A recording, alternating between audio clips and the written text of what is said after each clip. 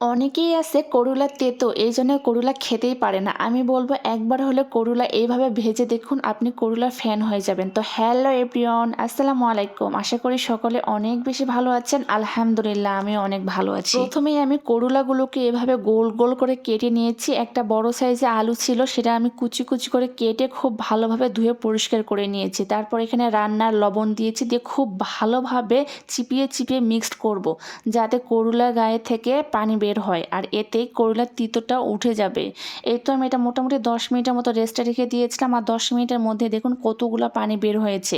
তারপর করলাগুলোকে আমি এক সাইডে রেখে দিয়ে চলে গেলাম পরবর্তী স্টেপে। আমি প্রথমে ইলেকট্রিক চুলায় একটা ননস্টিক প্যান বসায় দিয়েছি। এখানে আমি সর্ষের তেল দিয়েছি আমার পরিমাণ মতো, আপনারা এখানে রান্নার রেগুলার তেলটাও অ্যাড করে দিতে পারেন।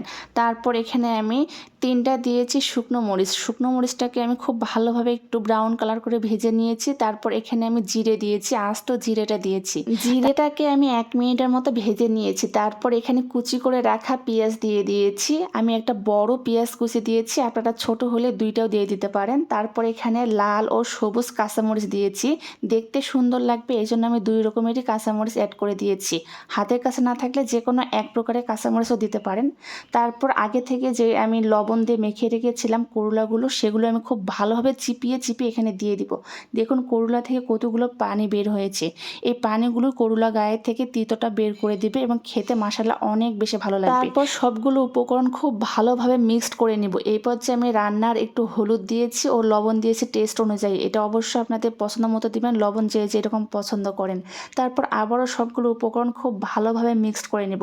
আমি এই ভাজিটা একদমই কম তেলে করতেছি, স্বাস্থ্যসম্মতভাবে। এটা ডায়াবেটিস রোগী থেকে শুরু করে যে কেউ খেতে পারবে, আর খেতে মাশাআল্লাহ অনেক বেশি ভালো লাগে। করুলা তিতোর জন্য অনেকেই করুলা খেতে ভালোবাসে না, এই জন্য একবার হলেও এইভাবে রান্না করে দেখবেন। করুলার কোনো তিতোই থাকবে না, আপনি করুলার ফ্যান হয়ে যাবেন। আমার তো অনেক বেশি পছন্দ এই ভাজিটা, আর এত স্বাস্থ্যসম্মত যে অল্প তেলে এটা করা সম্ভব। এই পর্যায়ে করুলাটাকে অনবরত নাড়তে হবে, কোনোভাবে ঢাকনাটা দিবেন না, তাহলে করুলার যে একটা সুন্দর সবুজ কালার আছে এই কালারটা নষ্ট হয়ে যাবে। আমি যেভাবে করুলাটা ভেজে দেখাচ্ছি এইভাবে একবার হলে ভেজে দেখবেন, করুলার কোনো কালারও নষ্ট হবে না এবং করুলার কোনো তেতো ভাবও থাকবে না।